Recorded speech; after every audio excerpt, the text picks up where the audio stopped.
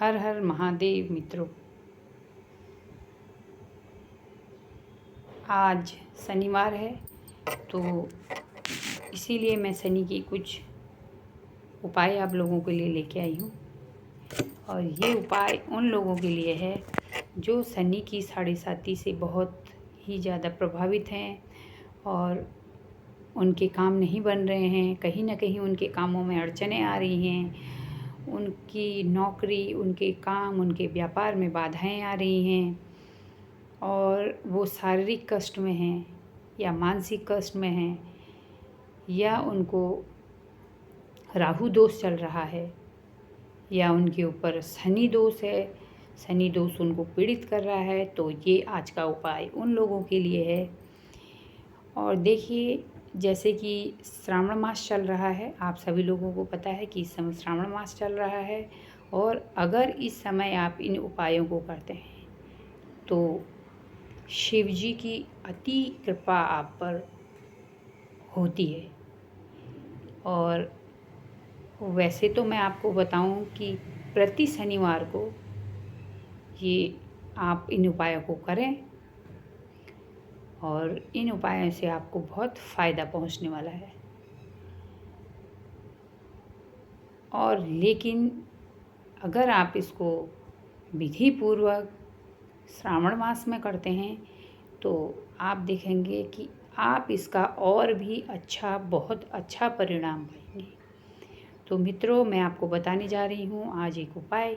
आपको करना क्या है, आपको बेलपत्र लेने हैं और बेलपत्र की संख्या आपकी होनी चाहिए 5 या 11।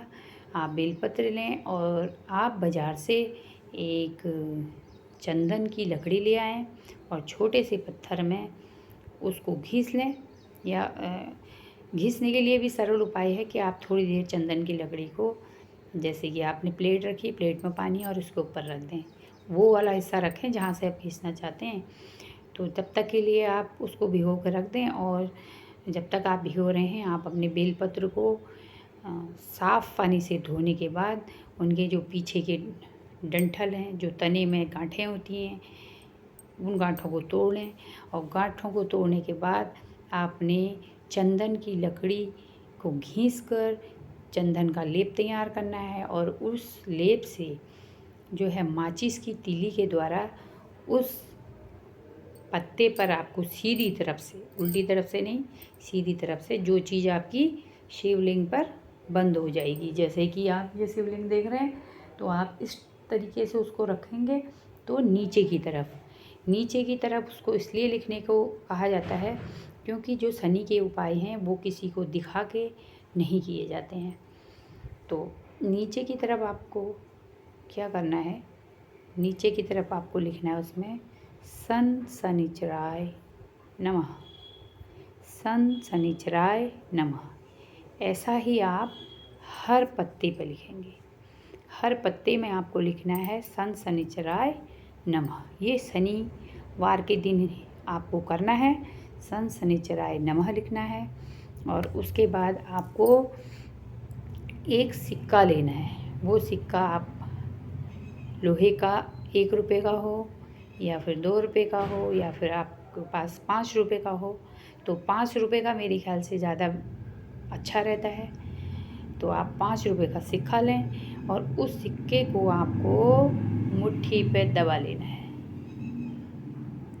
और जो बेलपत्र हैं आपको जिस भी आप थाली में या जिस भी टोकरी में आप मंदिर के लिए जाती हैं वहाँ रख दीजिए।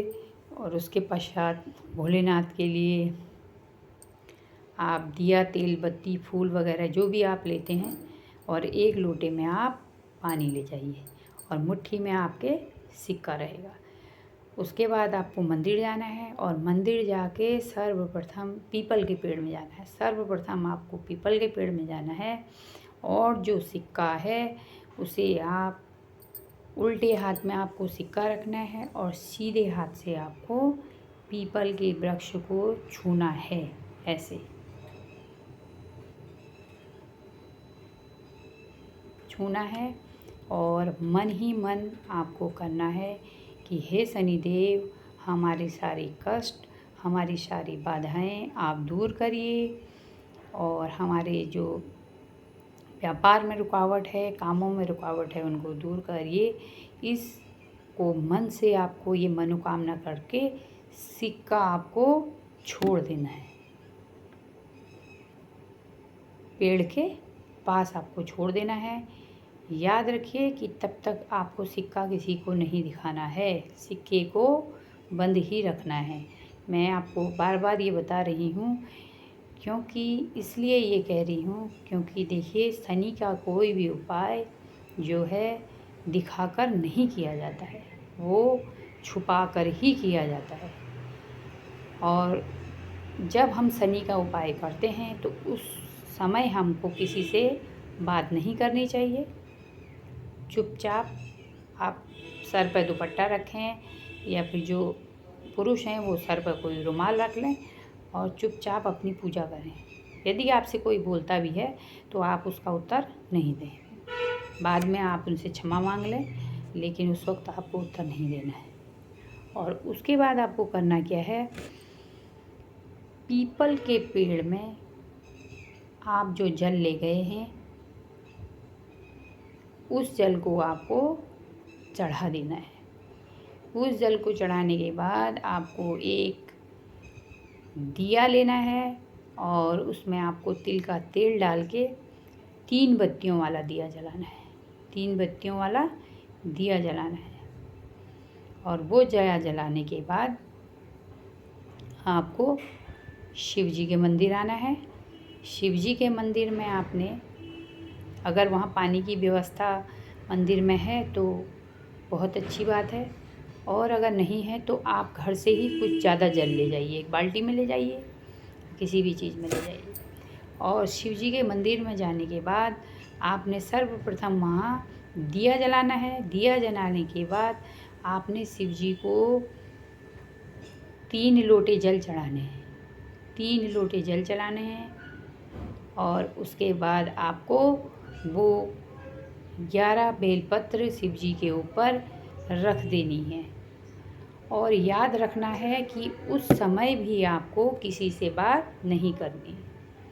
ये करने के बाद आपको शिव जी की आराधना करनी है।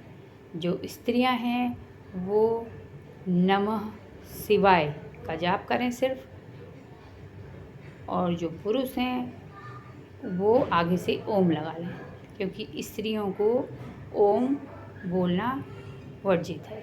पुरुष ही बोल सकते हैं। और ओम नमः शिवाय का आप जाप कर लें और जाप करने के बाद आप जो है प्रभु से अपनी मनोकामना कहें, अपने दुखों के निवारण के लिए कहें। और ऐसी उम्मीद करती हूँ कि भोलेनाथ आपकी सभी मनोकामना पूर्ण करेंगे और आप देखेंगे कि तीसरे ही शनिवार से आपको लाभ मिलने लगेगा। आपकी बाधाएं दूर होने लगेंगी, आपके संकट दूर होने लगेंगे, आपके व्यापार में वृद्धि होगी और लक्ष्मी माता की कृपा आप पर बरसेगी। तो इसी के साथ हर हर महादेव शंभो।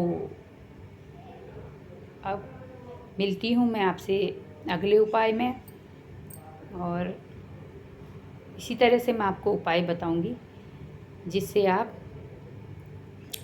भगवान शिव की कृपा को पा सकते हैं और अपने कष्टों का निवारण कर सकते हैं। एक बार फिर से मैं आपसे बोलूँगी, हर हर महादेव।